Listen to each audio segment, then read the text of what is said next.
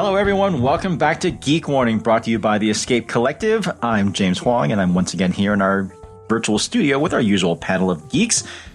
Joining me from Sydney, Australia is Escape Collective Senior Technical Editor Dave Rome in Sydney, Australia. Hi, Dave. Howdy. And we also have our other tech editor up in Ireland, Ronan McLaughlin. Hi, Ronan. Hello. We've got a little bit of a short timeline here for you because apparently you have to go get on a plane to go do something fun. Yeah. Can we tell people what that fun thing is? I suppose we probably can. No reason why not, I guess. I'm going to meet Johnny Long. After I meet Johnny Long, I'm going driving a Formula 1 car, but that won't be as fun as meeting Johnny Long. Perfect. How are those garage cabinets coming along? I have 5 built now, so another 3 or 4 to go. That's pretty good. I found myself some worktops yesterday. I got 8 meters of worktop for £60, I think, £70. Should have been £200 for 4 meters. Wow. You know what that sounds like to me? Bargain. Sounds like 8 meters of clutter. I'm probably not going to use it all, but it was like such a good deal. I just had to take it. May end up needing a new tool, a new saw to cut through it. Not sure what I have is up to this, but we'll see. I'm sure you will be able to tackle that problem when it comes up. Mm-hmm. Speaking of which, Dave, I have a slightly different variation on my usual question for you. What is next on your list of tools to buy? Next on the list of tools to buy. I feel like I'm very reactive to the world of tools. Oh, interesting. I wasn't sure if this was like a pre-planned sort of thing or just kind of more spur of the moment. No, I mean, I still would like to get another disc brake facing, disc brake tab facing tool. That's been on the list for a while. I mean, I've got the Park tool and it does the job, but I still would very much like to actually own one of the tools, a VAR or a cyclist that does both tabs simultaneously. So that's been something that I've been actually every few months I get inspired and try to buy one and then realize just how hard it is to actually get one of those sent to Australia. And how expensive they are. And yeah, so one day. Perhaps maybe. Next time I fly to meet you, Dave, and I could bring one from here. Yes, that would be very good. Yeah, it's funny. I have actually ordered the VAR like 3 times through 3 individual people and then ended up like either cancelling or them not being able to get it for me. So, yeah. We'll get there eventually. It's the elusive tool.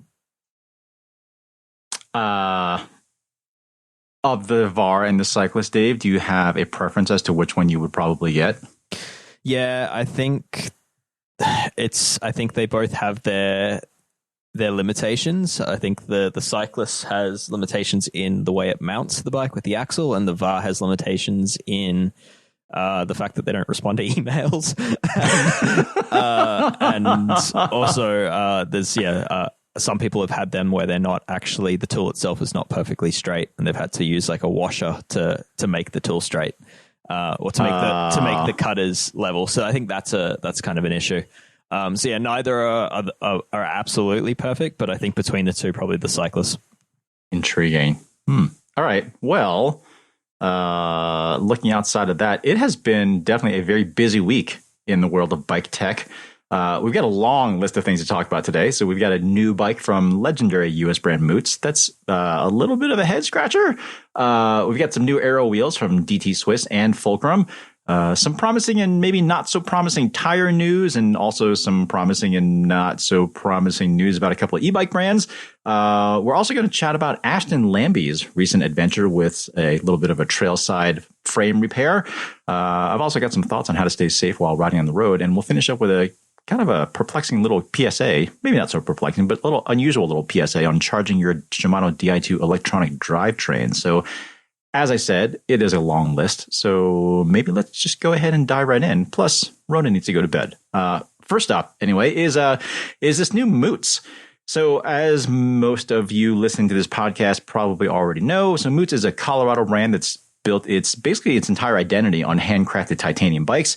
And this new Express is neither of those things. It's a carbon fiber e-gravel bike. It's molded in Asia. Just the fact that it's molded in Asia in and of itself isn't that big of a deal. It's also outfitted with a Shimano EP801 mid-drive e-assist motor. It's got a Shimano e-bike specific 1x11 drivetrain, kind of based on the XT Di2 system. It's got Shimano GRX carbon wheels, a bunch of carbon fiber finishing kit that comes from Moots' own in-house brand Mod, M-O-D. There's a battery hidden inside the down tube that Moots says will power this thing well past 100 miles. That is a quote, which is the equivalent of 161K.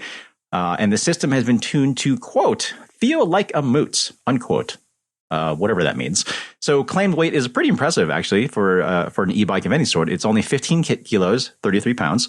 Retail price is an even 10K US. And sorry, it's only US only for now. And it looks like it'll actually be a pretty good e-gravel bike. The only issue I have with this thing, however, is that I'm not really sure this is a Moots in the traditional sense of the word. It's not. Yeah, as you say, it looks like a fantastic bike. It looks like they've done their research and figured out what that market needs and what a customer looking to buy an e-gravel bike probably wants out of such a bike. And it looks like they've nailed it. I just don't think it has the right brand on the down tube. I think they've misstepped here, and this is exactly where you would create a sister brand or a sibling brand to launch the product with and sell it off the back of Moots. Say, designed by the team of Moots, or, engineered and designed in Steamboat Springs, the house of Moots, or something like that. But I don't know. It's just Moots is such an iconic titanium American-made brand that this just feels so weirdly misplaced within that name. I mean, maybe I'm too close to this, and maybe I've had Moots on too high a pedestal for too much of my life or something. But I mean, this almost kind of feels like sacrilege to me. So again, like I said, the fact that any frame is made in Asia, I don't think is an inherently bad thing. There's tons and tons of carbon fiber frames in particular made in Asia that they're awesome.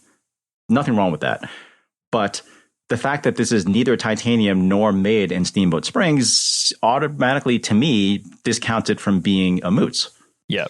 Yeah, and I think it's worth stating, like, Moots has had some change of heads lately. Like, it's they were acquired in, I believe it was 2019, by a private owner, and yeah, I mean, it's sole ownership now, and I guess he gets to call the shots. No, not sole ownership. No, actually, from what I hear, actually, there has been another change of hands. So the sole owner, Brent Whittingham, I think he lives in Little Rock, Arkansas, somewhere around there, or maybe he moved to Colorado. Yeah, he was in Arkansas, I think.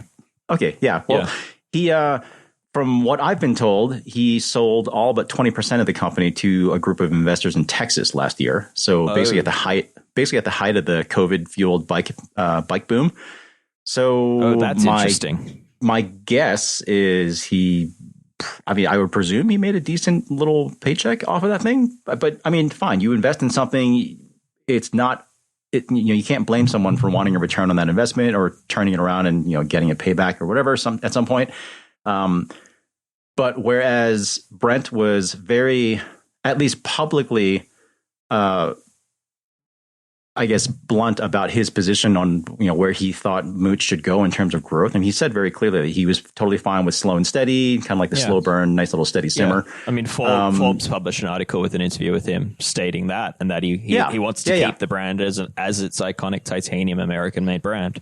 Yeah, and while there have been some changes in the brand in the last few years, there's really nothing crazy. I would say there's never been any red flags raised in the last few years. Yeah. This is a big red flag for me, however. I definitely agree, Dave, that this feels like the sort of thing that should have been done under some sort of sister brand.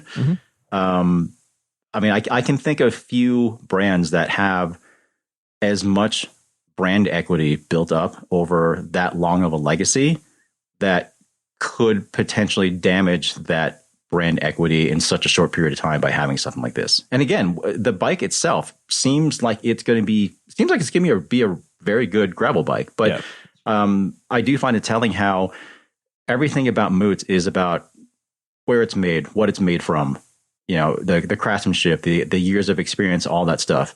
And from what I gather, seemingly none of that really applies to this thing. And I also found it very telling how in the press release, the media pack that we got on this thing, there is basically zero mention of anything about the frame. So there's actually a section called frame features, and it doesn't talk about the carbon fiber it's made of or the design process or why it's shaped the way it is or anything like that. It talks about like number of bottle mounts and front and rear fender mounts and that sort of thing. It pains me to say this, but this thing just comes off as being so generic, and seeing that Moots logo in the down tube just hurts me.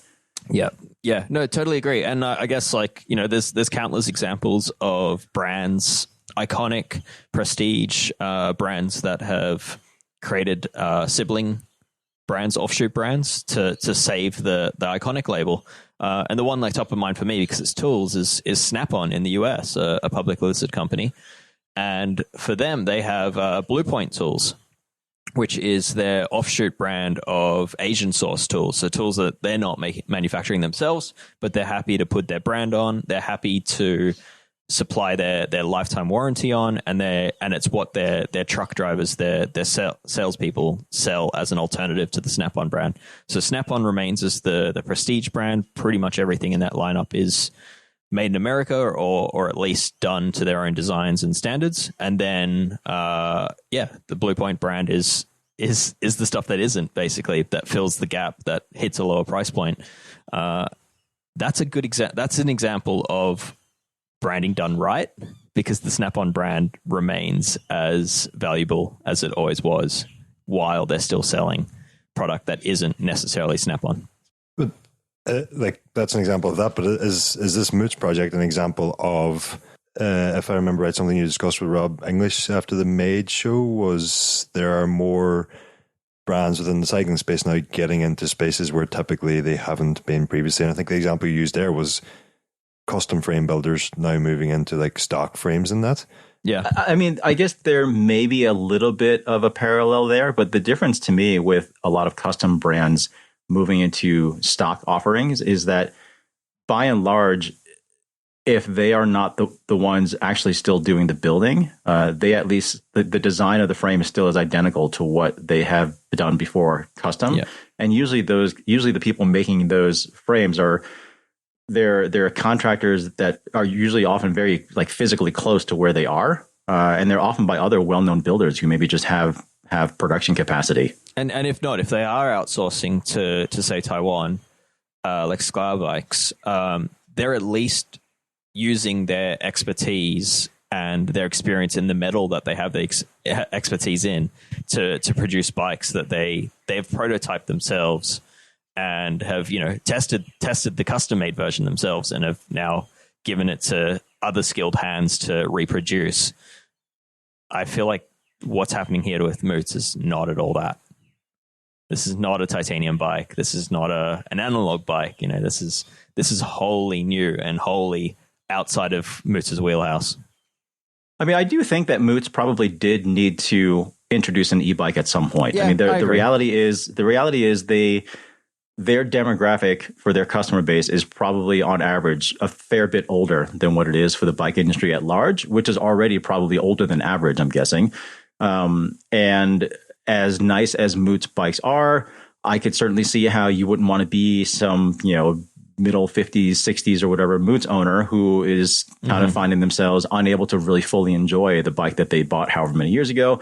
So they want to find an e-bike and they would love to stick with Moots. And, my issue is that, I'm not sure why this isn't a titanium e-bike instead of a carbon fiber one. It just doesn't feel right. Yeah. I mean, in Moots' defense, titanium e-bikes, they probably looked into it, and they're pretty ugly. You've got pretty big limitations on how you can integrate. Yes, you can use 3D printing to make the motor mounts and that type of thing, but you still have to consider where the battery goes. And with titanium tubes, that's no easy feat. It would have been quite a lot heavier too, for sure. Yeah, it would have been heavier. I get that it doesn't make a lot of sense there, but it just returns to the idea that I'm fine with this bike existing. I just think Moots should remain an American-made titanium brand as it always has been, and they can sell off that history in other ways than what they're doing here. I mean, at this point, there's no putting the genie back in the bottle, so to speak. This bike is out. Moots can't move it away from, they can't remove their label from the down tube. Nope. These bikes have already been produced, from what I understand. There's not very many of them, from what I hear. So I guess it remains to be seen how this goes and what sort of effect this may or may not have on the brand. To be what very it means clear, for future models. yeah, totally. And what it means for Moots in general, like what is Moots going to be as a brand? So, to be very, very clear, like the article that's out right now on Escape Collective, it certainly is not terribly kind to this decision by Moots. But I certainly want to let everyone know that I certainly derived no joy in writing this article. Moots is a brand that's certainly very near and dear to my heart. Grew up absolutely lusting and adoring the brand growing up, looking at them in magazines and that sort of thing. And it just hurts me to see this happening. And I hope I'm wrong. But I don't think I am. So we'll see. Yeah. All right. Well, in less controversial news, got a bunch of new road wheels from I'm a couple sure we of could say things to make it controversial. we maybe could. But we've got some new road wheels from Fulcrum, don't we? Yeah, I've been wheelie all over my wheels today. Sorry about that. Really need to apologize for that. It's late at night here. But yes, Fulcrum do have a new set of what they're calling more versatile and more affordable wheel sets that are pretty much based on the Speed 42 and Speed 57s that we've seen released earlier this year. In fact, these new wheels, they're calling the Wind 42 and Wind 57. And as the name sort of suggests, they have pretty much the exact same rim profile as those more expensive speed performance focused wheels. But these are obviously replacing the existing Wind range, and the new rims are taller and wider with a new 23mm internal rim and 29mm external. They're carbon, of course, and they're hooked tubeless compatible, and they also feature that sort of sealed rim that we come to expect from Fulcrum and Campag also. So tubeless compatible without like rim tape. But despite being taller and wider, Fulcrum are saying that these wheels are actually lighter than the old Wind wheel set. So they're saying that's thanks to a new sort of mix of carbon and new carbon layups. But yeah, sort of I was going to say relatively affordable. I probably can't go that far. You're looking at £1,250, $1,600, €1,400 for a wheel set that's basically the same as the Speed wheel set that's €800 more expensive. The only real difference again being that carbon layup. It's the FF80 mix that Fulcrum calls it in the new wheels versus the FF100 in the Speeds. And basically the difference is there that they're a little bit heavier, but aerodynamically they should perform pretty similar. The standout there was the 23mm internal width, because Fulcrum's been historically very traditional, as along with Campag in that sense. But yeah, 23 is wider than I thought they would have gone. Yeah, I mean it's the 29 that jumps out to me, the external width being a bit of an aero weenie or whatever. Should work well with the 28mm tyre there, aerodynamically speaking. One other difference, sorry, the Winds also use a sealed cartridge spring in the hubs rather than cup and cone that you get in the... Yeah, there's probably some weight savings there as well in that hub compared to cup and cone system. But yeah, whether that's intentional or whether it's just a cost thing, but... yeah, I'd imagine the Wind 42s are basically 1,500 grams, whereas the 57s are about 1,585 grams claim weight. Not bad. No, not bad for a 57mm rim. Yeah, I mean Fulcrum and Campagnolo, which they won't like me saying this, but they're typically a very, very similar wheel, except for generally the lacing pattern and the logos. But yeah, they're historically a very reliable option. And if you can get a wheel that's competitive in weight from them, then chances are you're going to have a great experience. Yeah, and reliable in terms of hub quality in particular. Like their bearings have always been really good, and the build quality has generally been very good. So historically for me has been one of those brands where they don't always kind of like jump off the page on paper in terms of their specs. But oftentimes it's one of those things where the qualities, where their positive qualities sometimes don't really come out until several years down the road. Yep, an underrated product, which is saying something because they're actually quite popular. So it's the other. Not sure if I mentioned at the start or not, but I meant to. But the other big difference between these and the speeds that these are actually rated for or approved for light gravel use or ASTM Category 2.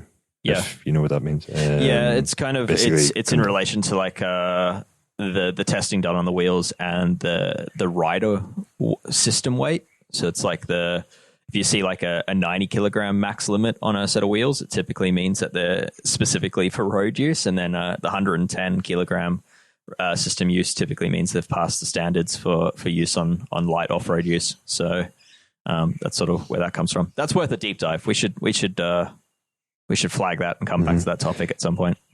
Scribble that down, Dave. 120 kilo limit on, there you go. On the new 57s. Yeah, there you go. So, yeah, I might be confusing standards there a little bit, but we'll come back to that. Yeah, I think, Fulcrum at least are referring to this one in terms of these wheels are approved for light gravel off-road use. So take them any further than that, you're likely to not do them any favors, but they're certainly, one of the things they're marketing as a difference between these and the speeds is the options it offers you in terms of going off the tarmac. All right. Well, anyway, I suppose maybe we can look into bringing a couple of these sets of wheels in for review if we think about it.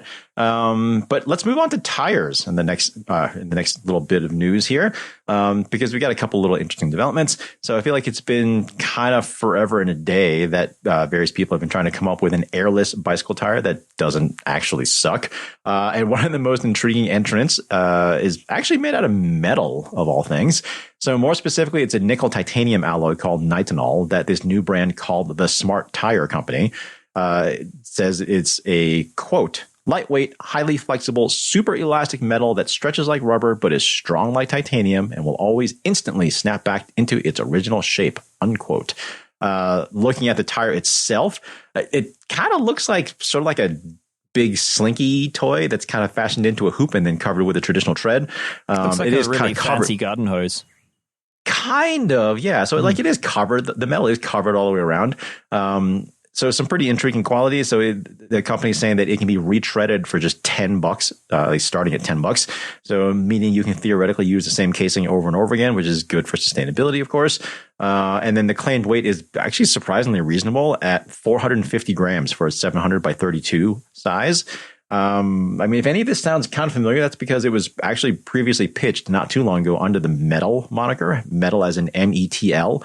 From a few years ago. So, but now the big difference is that it's supposedly ready for prime time, if you consider prime time being Kickstarter campaign. And a pair of tires is selling for, it looks like everyone's sitting down. A pair of tires is selling for $500 US. I would imagine we have some thoughts on this. Who wants to chime in first? My first thought is air is free. To inflate your tires with, and that's like the main pitch here, right? Is that it's an airless tire, for the meantime. Anyway, it's I think that's worth noting. I also think historically any airless tire has always fallen apart in the actual usability of it in terms of getting it on the rim easily, taking it off the rim if you ever need to do it, and then bigger picture, what does the tread look like? How does that perform? Does it actually grip? I think it's a very interesting engineering problem to solve. And, the company has contracts with the likes of NASA and all that. I truly do believe it's a very interesting segment, but I think it's one of those engineering problems that is probably harder than it needs to be given pneumatic tires are so good. Do you get the feeling it's one of those engineering problems that the engineers have looked at the bicycle and thought that would be a good place to start, rather than maybe looking at somewhere that might be a better place to start? Wouldn't be the first time. Can someone say, did I hear someone say Superstrata? Yeah, I think bicycles, they're easy. I think they've even gone on record to say that they're starting with a Kickstarter bicycle product as like a a way to prove the product in a consumer marketplace, rather than starting in cars or something like that. All right. Well, like I said, I mean, this whole metal tire thing or the airless tire thing, it's something that people seem compelled to continue to chase, and we'll see how this one goes. $500 a pair, though, sounds like it's basically just going to be a little bit of a science experiment, but we'll see. Yeah. It'll be fun to follow. It's promising. I think. Yeah. Given if anything, the company behind it and the history that they've had in getting here, I think it's probably one of the more promising options. It's going to be interesting to follow regardless. So in not so good tire news, however, we've got a recall to share. So this time it comes from Pirelli. Specifically, the recall applies to the P0 Race TLR, those road tires in the 700 by 28 mil size. The official notice suggests there's about 14,500 affected tires floating about. Although the notice supposedly only affects tires sold through competitive cyclist, Trek, and Angry Catfish stores between March 2023 through July 2023. And there's also date codes listed between 1023 and 2423. The recall notice does not go into like real nitty gritty specifics as far as what exactly is wrong with these tires, but it does say that there's a risk of, quote, rapid air loss, unquote. So take that as you will.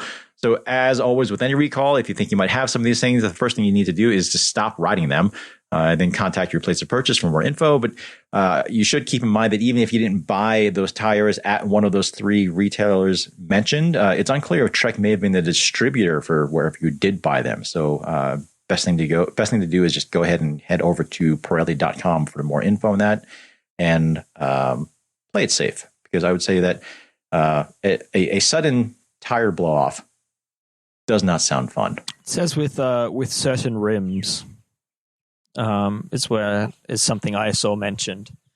Rapid air loss with certain rims. Do we think those certain rims might be hookless? It's unfortunately just vague. Yeah. I mean, that's always kind of the thing with these recall notices. Like they're meant for the general public. They often don't contain anywhere near as much technical information as we would want. And realistically, they probably only include just as much technical information as the manufacturer is willing to disclose. Yeah. So don't know. And we don't know if this is we don't know if it's a hookless thing. We don't know if it's like a sudden casing failure, if the bead itself is going to break, if the tire is going to blow. We don't really know. Just don't really have a whole lot of info. But yeah, the point being, if you have some of those tires, stop riding them. And like if you have been riding them and you're thinking to yourself, oh, these have been fine, I'll just keep riding them. The problem with those sorts of things is they're often fine until they're not. So some of you listening may have maybe thinking to yourself that this is not a new recall. It's like, I think I've heard this before. That's because Pirelli did announce this recall earlier in different regions. So this is a notice that just went out to North America not too long ago. Same tires, same date codes, from what I understand anyway. But the difference here is that each country does have its own governing body for this sort of thing. So that's why notices are kind of going out somewhat haphazardly, but either way, the tire is the same, the advice is the same, and our advice is certainly the same. Play it safe. They just needed to establish that the American Air was causing the same issues as the British yes, Air. Yes, and yes, we got there. All right. Anyway, enough with tires. We're going to head back to the e-bike beat just for a bit. So it's very, very likely you have heard about this brand Rad Power. You've probably seen a whole bunch of them rolling around wherever you are. We've certainly talked about them here in the past, and Rad Power has made an interesting announcement the other day saying that given all the attention in recent months on e-bike battery fires, moving forward, they're committing to only producing bikes that comply with UL safety standards. So the company CEO, Phil Molyneux, my apologies, Phil, if I'm butchering your name, recently said in an interview with the tech publication The Verge, quote, "We're very passionate about safety of our riders and the quality of our bikes and pushing the industry forward. And that's coming from the mantle that we are America's largest e-bike brand. And so we have a responsibility to drive the e-bike momentum forward in terms of the safety agenda," unquote. So just to provide a little bit of background, UL is maybe better known by its old name, Underwriters Laboratories. It's a U.S. based but global nonprofit organization. It basically just sort of determines if a whole bunch of different consumer products are safe to use. I think it's great that Rad Power is making this pledge, and I think it's good that it's going to happen as soon as model year 24 stuff. So it's going to be rolling out pretty soon. However, Rad Power has been selling an awful lot of bikes, and that also means that the company has been knowingly putting out over 600,000 of these e-bikes out into the world that were not UL listed, and that was by their own choice. Yep. I kind of see there being quite a lot of PR spin in this one, in that they are probably in the near future going to be forced to offer something of UL standards or equivalent in order to sell their bikes within certain regions of the US. Like New York are pushing for this. I know there are other states in the US that are quickly moving to bring in required standards in this level. And I think, Rad Power to exist as a company moving forward would have had to have done this anyway. So I kind of see this as a bit of spin. I think they needed to do it. I agree, James. It's a bit worrying that it's taken them this long. And I think it's also worth noting that any brand that isn't meeting these standards or an equivalent safety standard, you probably shouldn't buy. I think is probably the main thing to say. Like, all the high end e-bikes that in the market, Bosch, Shimano, Bros, whatever high end brand, they all pass these standards. It's just the lower cost stuff that I think is really worth looking at and scrutinizing before you ever purchase one. And the doubly frustrating thing about it is that for the brands who aren't up to these standards, and for the likes of Rad Power moving to these standards, it might already be too late for a heck of a lot of people who want something as awesome as an e-bike. Because I know there's like apartment blocks, and you spoke about New York City and all there, where bans may well be implemented, and if the person implementing those bans are not cyclists or fans of e-bikes, it may be very difficult to get those bans overturned. The damage is absolutely done. Much worse than that is obviously when there's a fire that happens as a result of one of these, and whole buildings at risk, people with inside it are at risk. So it's just it's kind of they shooting themselves in the foot, and that just as e-bikes are taking off, you're getting all this bad press because they're just not up to, or a few brands are not up to standards that the others are. Yeah, and I don't want to come off as being anti e-bike at all. I actually really like e-bikes. I obviously own one. I've talked about our Urban Arrow quite a bit. Dave, you just bought an e-bike. Wade, he has the second one. Wade has a specialized Levo that he commutes on quite a bit. I'm very pro e-bike in general. I'm very anti low quality, sketchy sort of sketchy manufacturing e-bike. Let's just make that very clear. So I certainly know of a whole bunch of shops who actually won't work on e-bikes that don't use UL certified components. And for obvious reasons, we were just talking about the whole battery fire thing. I'm not saying that a bike that is not UL certified is going to catch on fire or anything, but there is that extra layer of confidence that someone has dotted their I's and crossed their T's and stuff when you're looking at these things. Yeah, like using Bosch as an example, their battery technology is pretty impressive when you look at all the safety measures that are within that battery and all the redundancies and the way that they can prevent thermal runaway and all that. So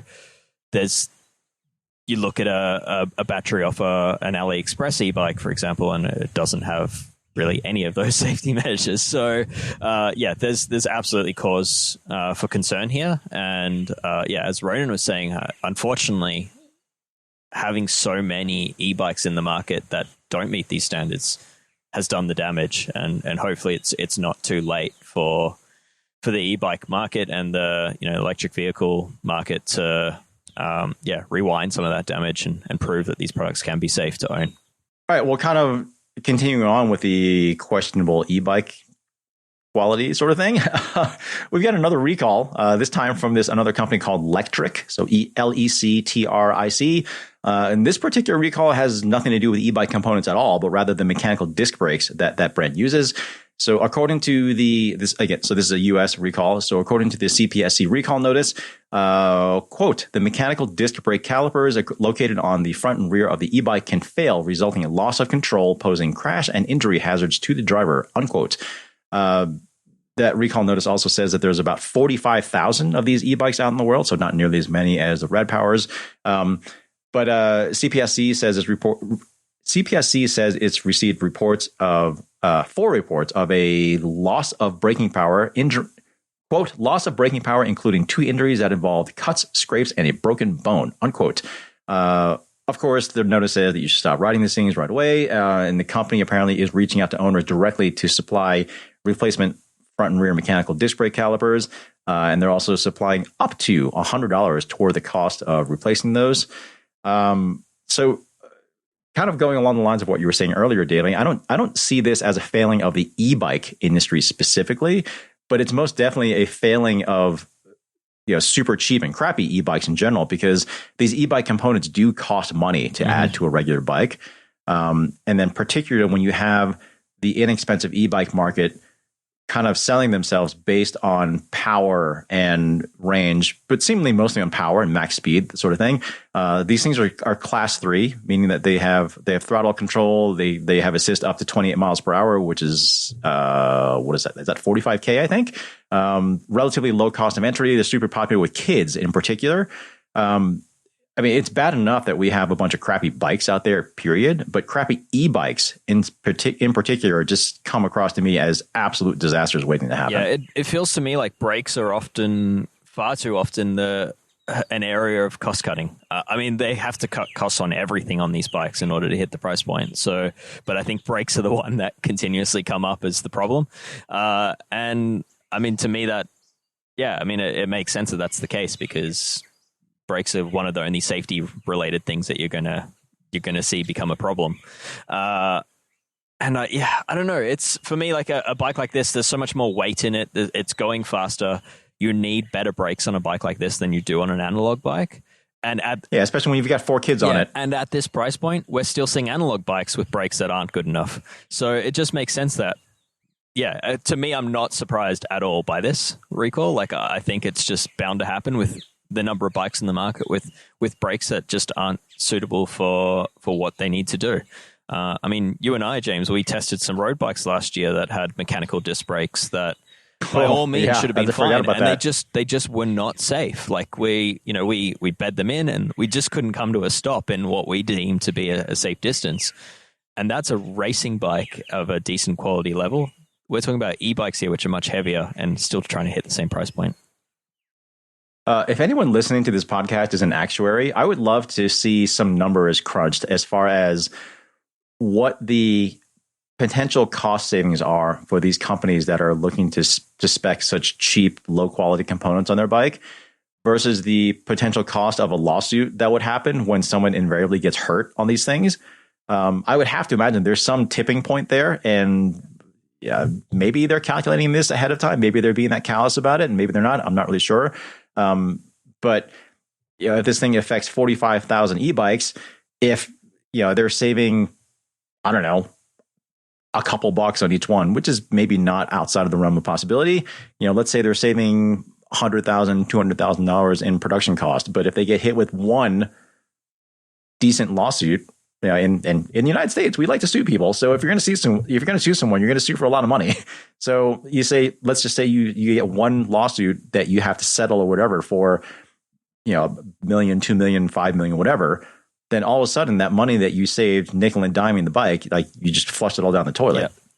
Yeah. I will say like mechanical disc brakes aren't the problem here, but like bad mechanical disc brakes are the problem. The other big issue here is that these bikes, mechanical disc brakes especially, require ongoing maintenance to actually work well.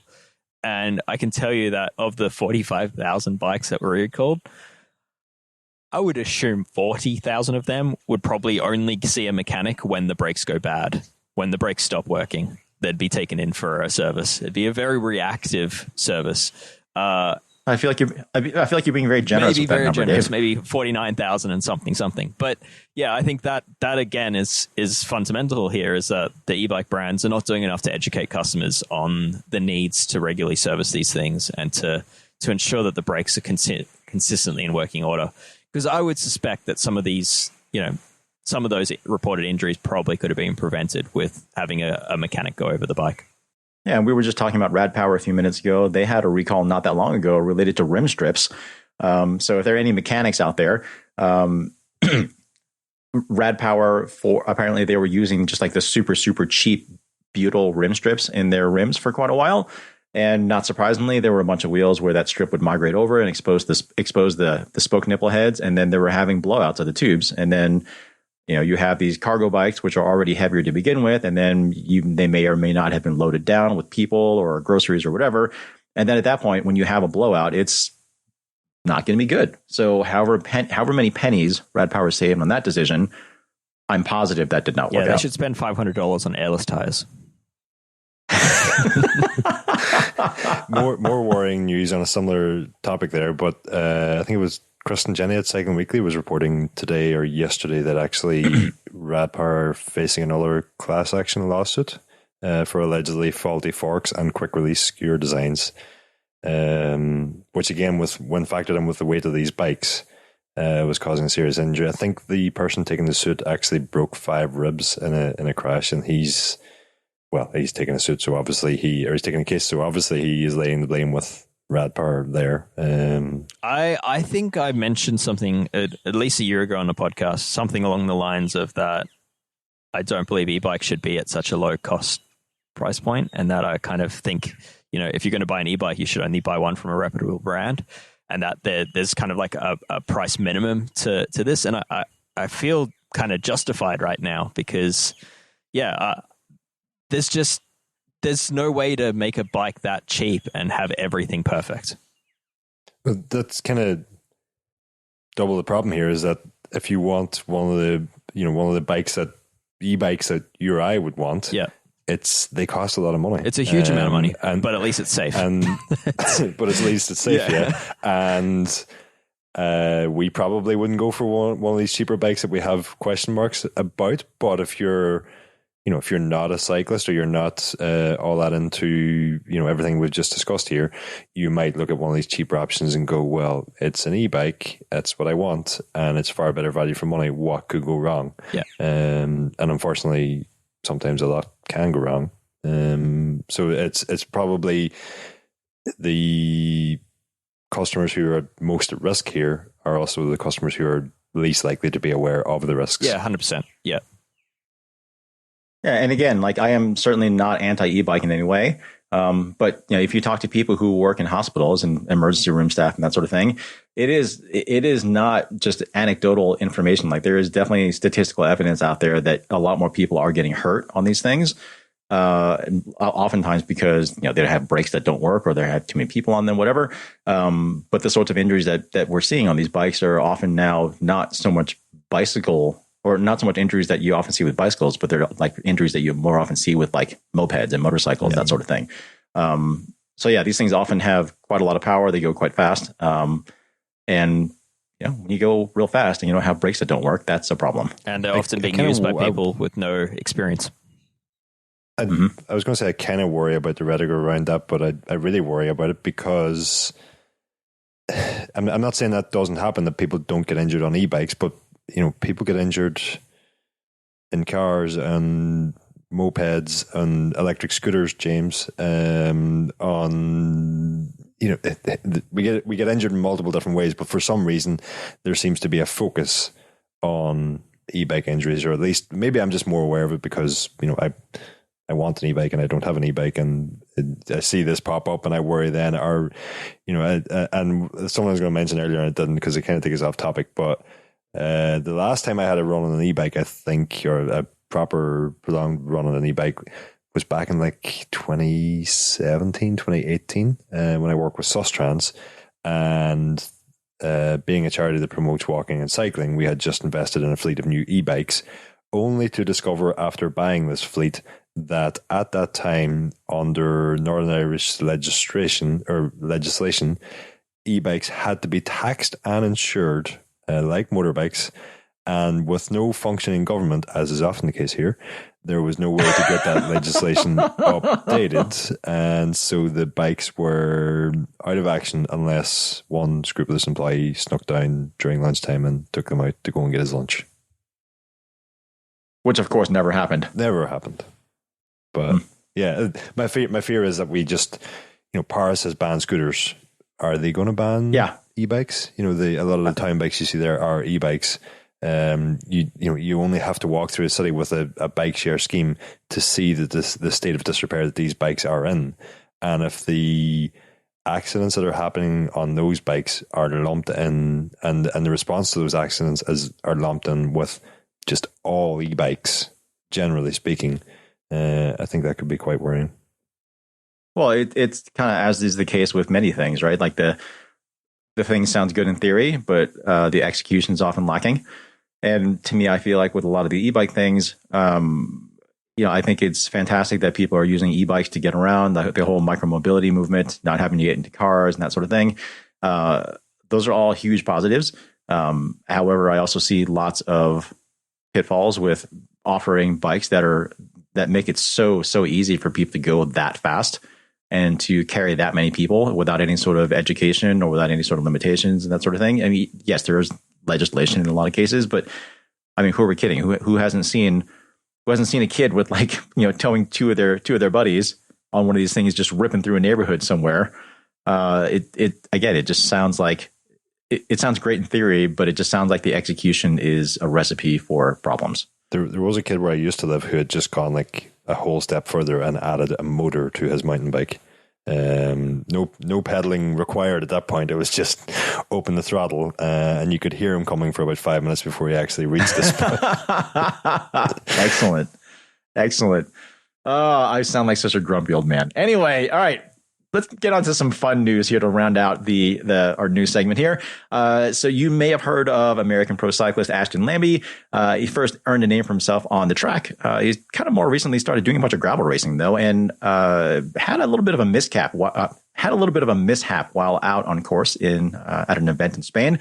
So according to his Instagram post, he quote unclipped and somehow put his foot through the seat stay while trying to keep it upright. Unquote. The result of that foot through his seat stay was a totally broken seat stay on his Laufsiegler, which he apparently repaired with a stick and baling twine that he found on the side of the road so he could keep going. Yes, repaired, sort of repaired.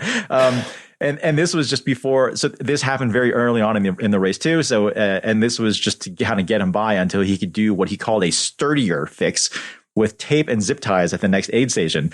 So, like I said, this happened very early in the event, and he still managed to finish. This event was 110 miles long, so I'm not sure what that is in kilometers, and 9,000 feet of climbing, so almost 3,000 meters or so. The pictures are absolutely bonkers. You need to go check out his Instagram page. His tag is Bahama Longbottom on Instagram, so just go ahead and check it out. You've got to see the pictures; it's fantastic. I've seen this being done before. Camp utensils like titanium sporks, and zip ties are absolutely the primo way to do this if you happen to be traveling overnight and have the ability to do that. But yeah, this is it's amazing what you can use to fix a seat stay and actually have it survive. So one product that someone mentioned to me, sorry, I can't remember their name, but Dave, you might remember this thing. It was called FiberFix. It was basically this pouch that had essentially like a water activated, some sort of like epoxy fabric wrap. It almost looked like an ace bandage, like if you sprain your wrist or ankle or something like that. But it was already preloaded with a bunch of epoxy. And so that company was bought by JB Weld. It's now called JB Weld Fiber Weld. But that actually seems like it would have been a perfect, like absolutely perfect product for Ashton Lambie to have with him on this event. Maybe a new sponsor. It's maybe it seems like a prime opportunity, but I did check. Speaking of prime, it's actually on sale for $9 on Amazon at the moment. I checked. Okay. I don't know what you're talking about there, James, but Jack Aiken, who's a member of Escape Collective, Yes, that Jack Aiken. That's a real niche joke. Some people might get it, most won't. But he was messaging me recently, telling me about these large sheets of quickset carbon fiber that they, with like sort of an adhesive back on it, that they use. So I should say, Jack Aiken's like an endurance car driver, has driven in Formula One, and he was saying in their endurance races at the moment, or not at the moment, but just in general, if they have like a crash or damage the car, they can quickly apply this quickset carbon fiber. It will, I don't think it really gives it much structural rigidity, but it just stops the thing from falling apart mid-race. So I don't know if that's similar or not, but something like that. Although I think this frame from Ashton's is just yeah. I did notice he did something else today, like a further repair that wasn't really just like taking a stick of carbon fiber and taped it to the chains, to the seat stay. I would love for him to just sort of like continue with bodge after bodge and just keep racing this thing and just see how far into the season he can get. No, seat stays are surplus I to wouldn't put it requirements. past him for doing that either. He's yeah, I don't know. It's on brand. It's pretty awesome. For those who maybe don't know, but Ashton's also like the first person in history to go sub 4 minutes for an individual 4K pursuit. Yeah. Yeah, he's wicked fast. Yeah. Mm-hmm. Yeah, minor correction. I mean, James, you mentioned he was a track cyclist that more recently has done gravel, but I actually think it's the other way around. I think he was. Oh, was it? I think he was an ultra endurance gravel cyclist who realized he had massive power and then tried his hand at track. I think you're right, Dave. Yeah. I think you're right. Now he obviously just smashes both. So, yeah. Anyway, I think he might be listening. So, hello. well, Ashton, if you are listening, if you do take my suggestion to heart, I can't wait to follow that on Instagram. It's so good. Anyway, all right, that wraps it up for the news segment of the show. As I said early on, had quite a lot of news to get through this week's episode, so we're running kind of long here. Anyone here have anything on their mind this week? Yeah, I've got $10,000 wheels on my mind because I just wrapped up a review of the Partington MK2 R39-44 wheels, which are an Australian-made full carbon wheel, which had the intentions when they launched to kind of become the new lightweight of the industry, like the disc brake specific tubeless ready wheel that was lighter than lightweight, had similar stiffness and I guess ride attributes, but just with a new, fresh approach to how they built the wheel. I've wrapped up my test of that wheel, and I have to say it's probably the best road wheel set I've ever used. And that kind of pains. They'd better be, Dave. And that pains me because I've given them back, and I now like my bike a whole lot less. Oh my. I mean, Dave, I think you and I talked about those Partingtons when I did that Synchros wheel review. Because certainly as jaw-dropping as that $10,000 price tag, and that's Australian, isn't it? Yeah, it's in the 6 range for US.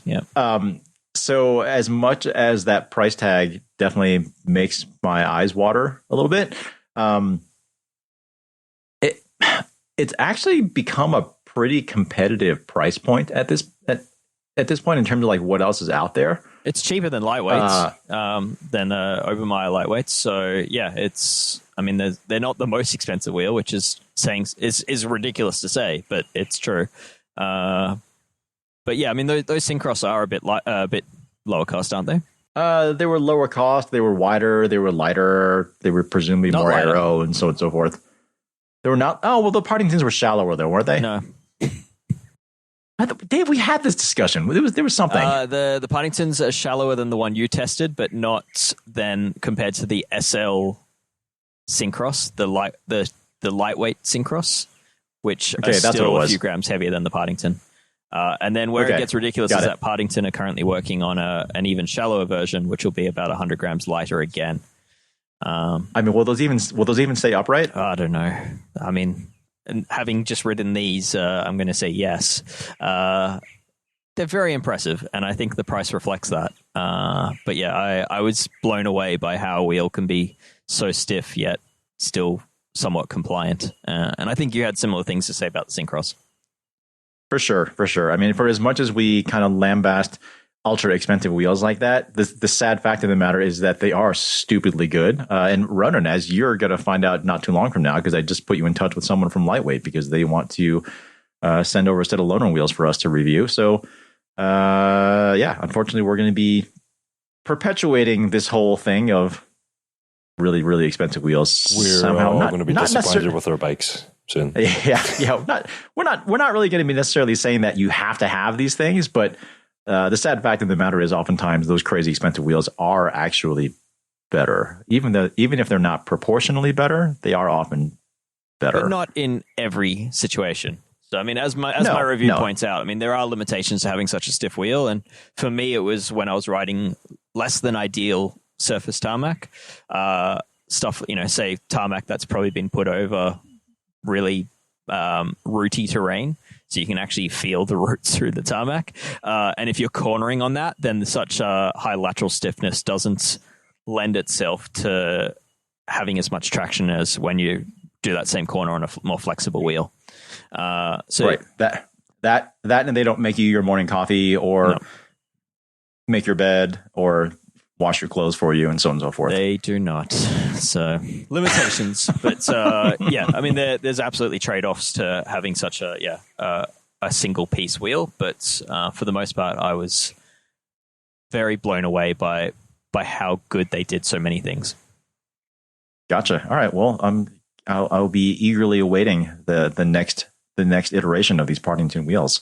Single piece wheel followed by a single figure bank account balance. Yeah. Ronan, based on previous conversations, I know you've got quite a lot on your mind that you've been building up for the last few weeks, and I've got something for this week as well. But we're running pretty long here, so I'm just going to go ahead and cut it off for the on your mind segment here, and we're just going to wrap up with a single PSA. So I can't remember which Escape Collective member sent me this little info, but we do have a little interesting word of caution for some Shimano Di2 owners out there. Maybe not so much word of caution, but anyway, if you look carefully at the Shimano manual for the Di2 charger, there's a specific mention regarding the Di2 charger input wattage. So this is a direct quote. It says, quote, use an AC adapter with a USB port that has a voltage of 5.0 volts DC and a current higher than 1 amp DC. If one with a current lower than 1 amp is used, the AC adapter may heat up, potentially causing a fire, smoke, overheating, electric shock, or burns, unquote. Just full of fires tonight. Yeah, well, this was intriguing because you kind of intuitively would think that if you use a charger that kicked out way too much power, that would be a problem. So it didn't really come across as particularly obvious that if you used a charger that didn't put out enough power, that would be an issue. But it kind of reached out to someone. So this is not an official comment from Shimano. We weren't really able to get a statement from them on this. But from what I understand, the way it was explained to me was that as long as the correct voltage adapter is used, so the device is only going to draw as much amperage as it needs. So you can never get too many amps. However, if the adapter's rated current is lower than what the device wants for an input, then it's possible that device could power and draw more current than it was really designed for. So that could cause the adapter to overheat or fail. That's why that's going on there. Like basically it's trying to draw more power than it's rated for. What I want to know is, do I still need to use a laptop to charge my Di2? I don't have a Di2, but if I did, or I guess that depends on the output of your USB ports, huh? It does, doesn't it? Yeah. One of the rules I was told with Di2 is not to plug into like one of the straight generic USB power outlets like in a wall, and is to always go through like a voltage controlled device like a laptop, but also you could probably quite safely use a USB PowerPoint adapter that is of known quality from a reputable phone manufacturer or something similar. Well, I mean, the reason why this comes up, though, is because a lot of older phone chargers don't actually put out enough power. And I think those are specifically the ones where you could run into an issue, because some of the older, especially tiny phone chargers, some of those just might not put out enough power. So, yeah, that's just my friendly PSA. So, as I mentioned before, just created panic. Yeah. So anyway, check your check the ratings on the back of the power adapter that you're using for your Di2. If you're somehow able to read that just ridiculously small font that they stick on those things, it's got to be what, like, I don't know, like 0.2 point font or something like that. I don't know, it's just ridiculous. And it somehow always ends up being like light silver on white or something like that. Anyway, I did mention that little tip came to us from an Escape Collective member. Speaking of members, so Dave, how do we pay for all this stuff? How does Geek Warning get funded? I sell my personal tool collection, and so we're good for years. Yeah. No, we're entirely member funded. So it's through our subscribers and our readers that this content is brought to everyone and continues to be brought to everyone, and it's how we create all of our content. So yeah, if you're listening, then hopefully you're already a member or a paid reader, and if not, then seriously, please consider it. I mean, we are about to do a special episode, which you'll hear, but yeah, we're moving to have more podcasts, and those podcasts will be made exclusive to our members. So we'll tell you more about that soon, but yeah, you'll be missing out if you're not a member soon enough. So if you haven't already hit stop on your computer or phone or whatever at this point, one thing we do absolutely request, if you're not going to become a member of the Escape Collective, which would make us very, very sad, by the way, please at least head over to iTunes and leave us a rating and review, because that also helps us out, because it helps more people find Geek Warning. So yeah, at least do us that favor if you're not going to become a member. So that's all we ask. We make a deal. Oh, a deal. What you got? Members can leave whatever rating they feel is adequate. Non-members have to do 5-star ratings. I don't know. I feel like a lot of our members will find the humor in giving us 1-star reviews, without realizing how much that'll actually impact our discoverability. Okay, no deal. No deal. I take that back. Yeah, 5 stars only. Yeah. Say what you want in the comments, but 5 stars only. Yes, there you go. That's a good compromise. We'll leave it at that. Say whatever you want in the comments, but 5 stars only. That sounds like a very, very good pitch. All right. That's all we've got for this week's Geek Warning. Thanks as always for listening. We'll see you next week. Cheers.